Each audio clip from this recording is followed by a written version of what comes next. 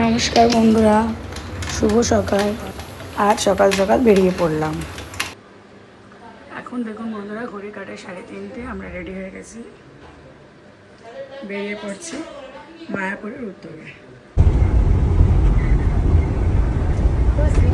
আমরা রাত 3টের সময় গাড়ি করেছিলাম যাতে আমরা রাস্তাটাও ফাঁকা পাই আর আমরা ভোরবেলা 7টার ভিতরে ওখানে পৌঁছে যেতে পারি। তো সবাই মিলে গাড়িতে উঠে পড়লাম। দেখতেই পাচ্ছেন যে 6-8টা লোক, এত বড় কেন 15 সিটারের উইঙ্গার করা হয়েছে। এই যে মহান ব্যক্তি পুরো গাড়িতে যাবেন, ওনার জন্য এত বড় গাড়িটা নেওয়া। ওনাকে ছেড়ে রাখা তো যাবে না, ওনাকে নিয়ে যাওয়া হয়েছে। বাকি আরও 3টে ঘরে রয়েছে। তো আমরা বেরিয়ে পড়লাম।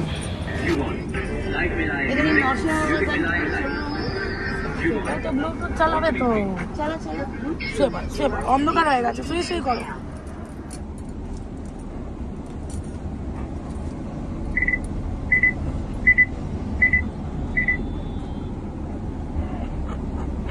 করো চার্জারে নিচে ওখানে গিয়ে চার্জে দিয়ে দেবো, সেটা কোনো প্রবলেম না। এবার গলার বেল্ট লাগানো আছে আমার মুখে, দেখে না ঘুমাচ্ছে, ঘুমিয়ে গেছে।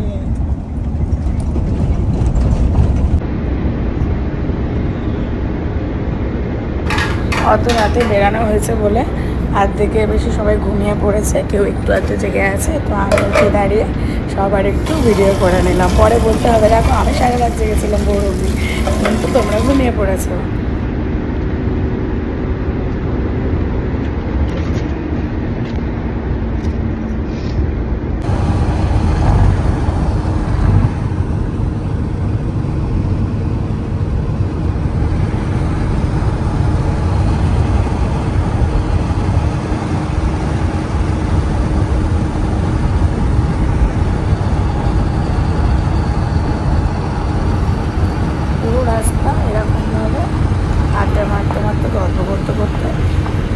খানিকটা পৌঁছে যাব। ভোরবেলার ওয়েদারটা দেখুন, আর বৃষ্টি পড়ছে, বেশ ভালো লাগছিল। আমি এখন গাড়িতে আছি আর আমাদের পৌঁছাতে 40 মিনিট মতো বাকি আছে। গাড়ির সময় খুব করেছে।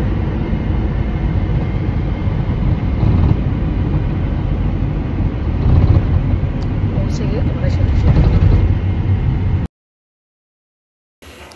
নেমে পড়লাম সবাই মিলে একটু চা খেতে। একটু চা খাবো, একটু ন্যানিকে টয়লেট করাবো, বিস্কিট খাওয়াবো। তো আমরা একটা ধাবাতে নেমে একটু ফটোশ্যুট করে নিলাম। এই দেখুন আমার মা খুব সুন্দর পোজ দিয়ে দাঁড়িয়ে আছে। আর এই দেখুন আমি গাড়িতে বসেছিলাম, তখন আমার ফটো তুলে নেওয়া হয়েছে। এই যে আমরা ধাবাতে চা খাচ্ছি, ন্যানি বিস্কুট খাচ্ছে। তারপর আবার আমরা রওনা হব। আমরা মোটামুটি 7টার ভিতরে, 7:30টার ভিতরে মায়াপুরে ঢুকে যাব।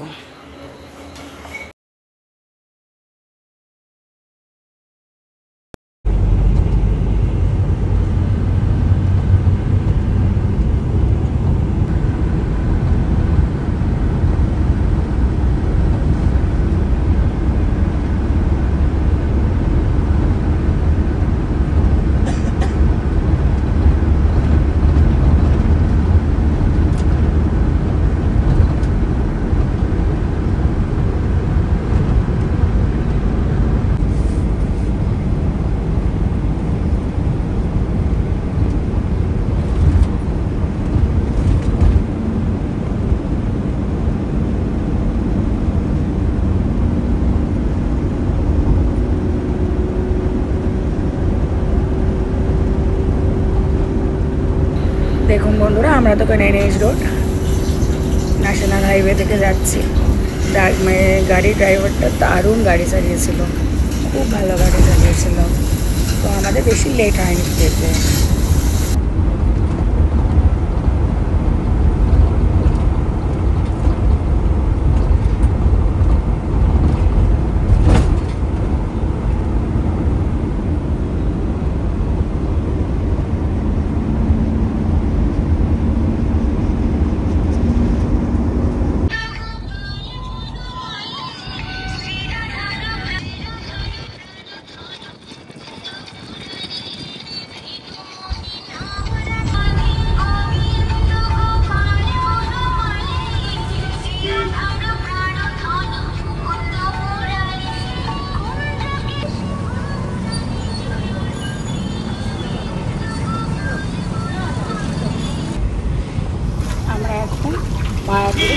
গেছি, গাড়িটা আমাদের পার্কিংয়ে রাখতে হবে।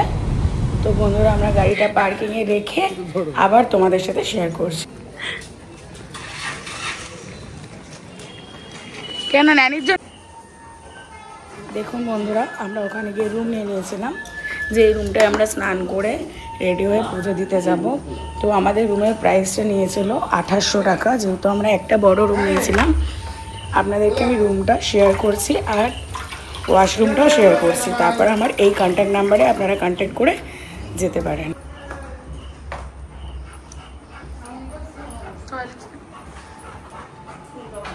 দেখুন বন্ধুরা, গিজার আছে, শাওয়ার আছে, অ্যাটাচ কোমোড আছে, একদম ফুল নিট অ্যান্ড ক্লিন টয়লেট। এই দেখুন রুমটা, AC, light, fashionable light, AC, fan, দুটো বেড, এক একটা বেডে সাফিসিয়েন্ট 3 জন করে ঘুমানোর জন্য। এই দেখুন, এবার আমি স্নান করে রেডি হয়ে গেলাম, মন্দির যাব। একে একে সবাই স্নান করে রেডি হয়ে যাব আমরা। তো আমি আগে স্নান করে রেডি হয়ে গেছিলাম, তারপরে সবাইকে শাড়ি পরিয়ে দিতে হবে। তো সেই ডিপার্টমেন্টটা সবসময় আমারই থাকে। তো সুন্দর করে সেজে গুজে ভগবান দর্শন করতে যাব সকাল সকাল। আর মন্দিরটা ফাঁকাও ছিল, কারণ উল্টো রথ হয়ে গেছে, মোটামুটি ফাঁকা হয়ে গেছে মায়াপুর।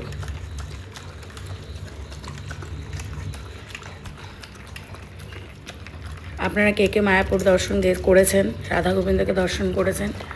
আমার তো খুব মন পছন্দের একটা জায়গা নরসিংহ বাবার কাছে যাওয়া। ওনার কাছে গেলে সমস্ত দুঃখ কষ্ট, মনের কথা জানালে আমার সব কষ্ট ব্যথা কেটে যায়। এই দেখুন, আমার মাও রেডি হয়ে বেরিয়ে পড়েছে।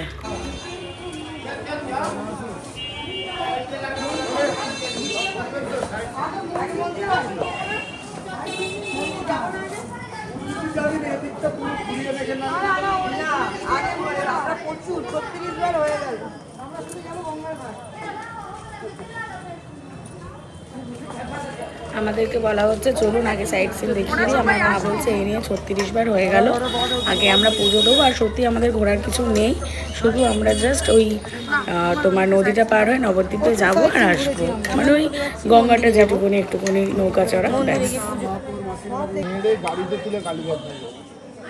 এই দেখো মায়াপুর মন্দির, যতটা পারছি যতটা চেয়েছি আপনাদের সাথে আমি তুলে ধরার চেষ্টা করছি।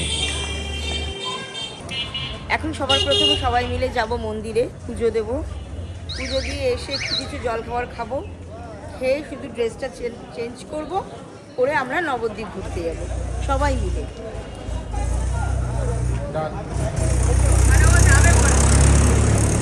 আমরা ভীষণ এক্সাইটেড আছি মন্দির যাওয়ার জন্য। তো আপনারা আমাদের সাথে ঘুরে নেবেন। একদম চলো চলো চলো।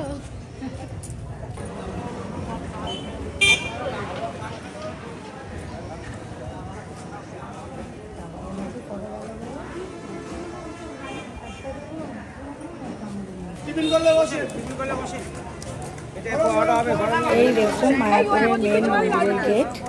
আমরা এই গেট থেকে ভিতরের দিকে একে একে প্রবেশ করব। তার আগে আমাদেরকে দেখুন এই মাথায় তিলক লাগাতে আসছে, আমরা একটু মাথায় তিলক লাগিয়ে নেব। মাথায় তিলক লাগিয়ে নিয়েছি, মাও লাগিয়ে নিয়েছে, অনুদিও লাগিয়ে নিয়েছে। তো এবারে আমরা সবাই মন্দিরের ভিতরে প্রবেশ করব। রাধা গোবিন্দকে দর্শন করব, নরসিংহ বাবাকে দর্শন করব, যার কাছে গেলে সব আপদ বিপদ ভূত প্রেত সবার থেকে মুক্তি পাওয়া যায়। এই দেখুন বন্ধুরা, প্রবেশ করে গেছি। এই দেখুন নতুন মন্দিরটার কাজ এখনও শেষ হয়নি, এখনও নতুন মন্দিরের কাজ হচ্ছে। এই দেখুন ভিতরের বাঁদিকে এটা গদা ভবন। এখান থেকে গিয়ে ডান দিকে ঘুরে গেলে ওভালে, তারপর আমরা প্রভুর দর্শন পাবো। এখানে কথা হচ্ছে যে আগে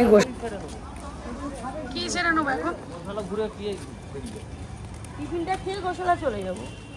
টিফিন খেতে বেরোবে না বলছে, টিফিন খাবে না বলছে, একেবারে এখান থেকে করে গোসলা হয়ে যাবে।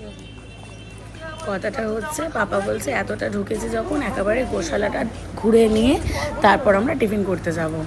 আর মাম্মি বলছে যে না আমার তো সুগার আছে, আমার ওষুধ খাওয়া আছে, তো আমরা পুজোটা দিয়ে টিফিন করে গোশালা যাব।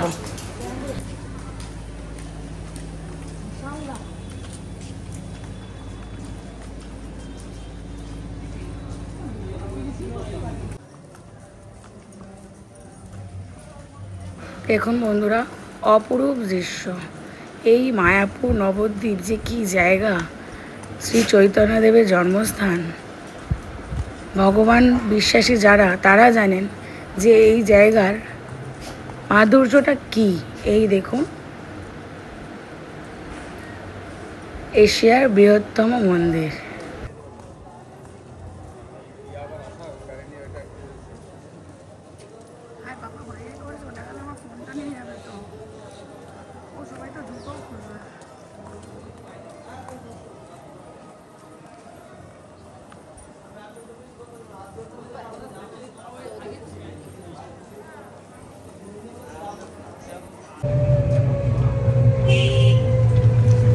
ভগবানের দর্শন তো আপনাদেরকে করাতে পারবো না, কারণ আমাদেরকে মোবাইল, জুতো, বেল্ট সমস্ত কিছুই পার্স রেখে জমা দিয়ে যেতে হয়, তো সেটা করাতে পারলাম না। আমরা এখন টোটো করে যাচ্ছি গোশালায়।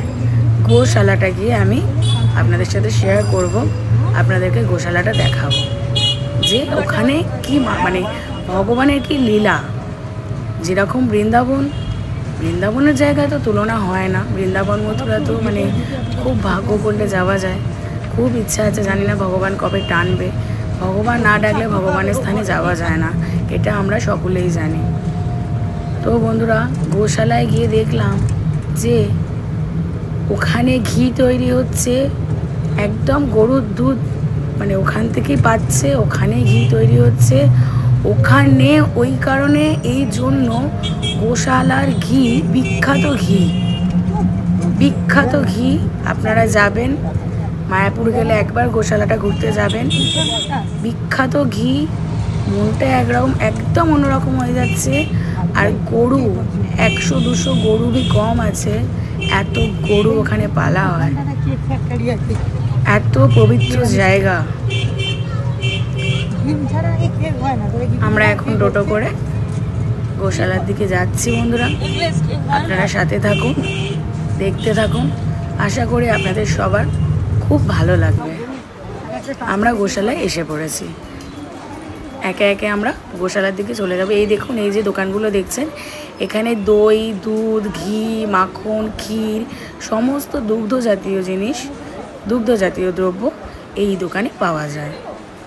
1 কিলো ঘিয়ের দাম 720 টাকা, 500 ঘিয়ের দাম 360 টাকা, 250 ঘিয়ের দাম 180 টাকা। এটা হচ্ছে অনুদান, এখানে যে যেমন পারবে অনুদান কেন্দ্র। এই দেখুন, এই গরুটার বয়স হচ্ছে 220 বছর। এখানে এটাই মানে ভগবানই জানেন, যে ভগবান বলেই বলছেন নাকি এই গরুটা যেটা দেখছেন সাদাটা, লেখা রয়েছিল 220 বছর একভাবে বেঁচে আছে। এই দেখুন, বাকিটা আমি আপনাদের সাথে শেয়ার করি, তুলে ধরি।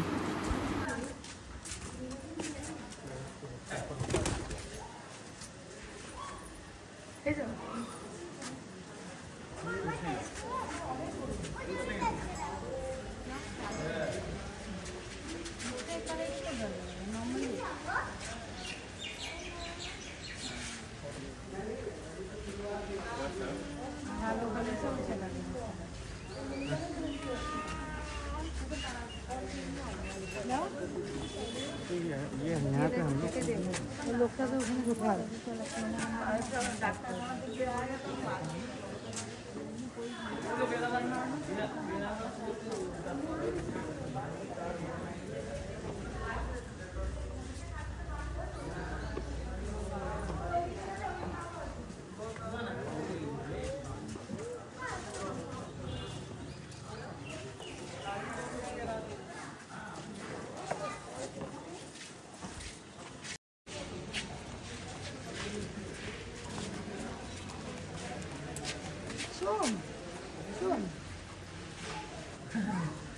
মুখটা পুরো ভয়ে ট্রাই করছি।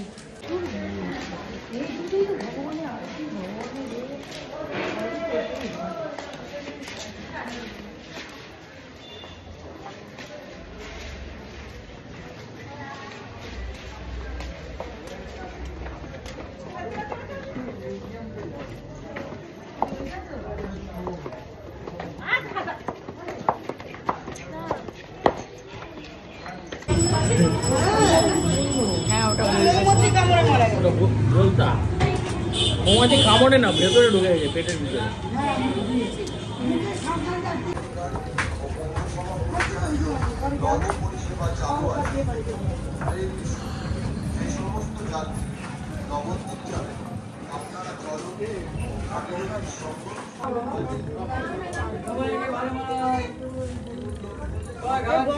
ভাতটা দেখাবে না? আরে ওকে একটু বলে দিল মুখে।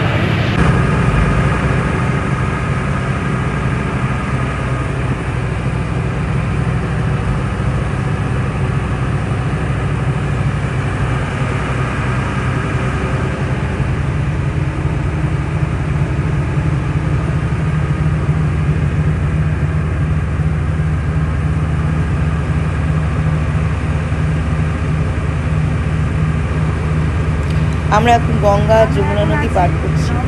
গঙ্গা আর যমুনা নদী দেখবো বলে, কেননা গঙ্গার জল সাদা আর যমুনার জল পুরো সবুজ। এটা ভালোভাবে বোঝা যায় শীতকালে, বর্ষাকালে অতটা বোঝা যায় না, কি তবুও যখন লঞ্চে করে পার করি তখন দেখা যায় বেশ খানিকটা গঙ্গার জল আর সাদা, আর তারপরে দেখবেন যমুনার জল। বোঝা যায়, যায় না তা না, কিন্তু শীতকালে এটা খুব ভালো বোঝা যায়।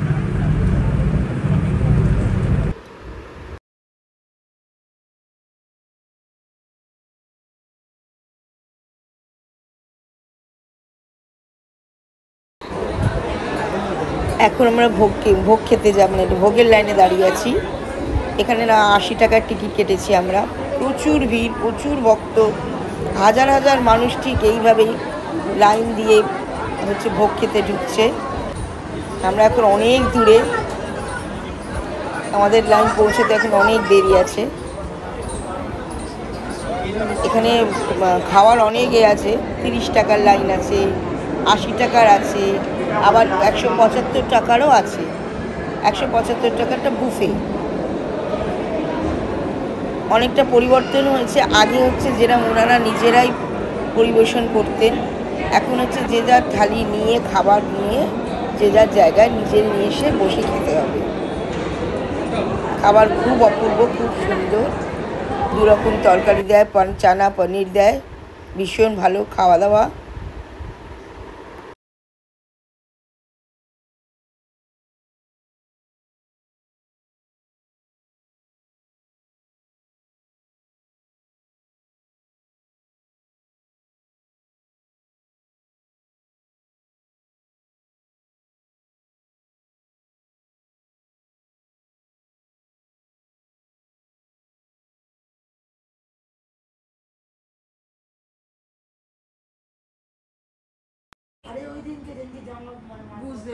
দেখুন এই শয়তানিটা আমাদের সাথে গেছিলো, কিরকম বড় মানুষের মতন গায়ের মধ্যে ব্ল্যাঙ্কেট দিয়ে আমরা গল্প মারছি, আর ও আমাদের সবার দিকে তাকিয়ে তাকিয়ে হাঁ করে দেখছে। হ্যাঁ, কোথায়?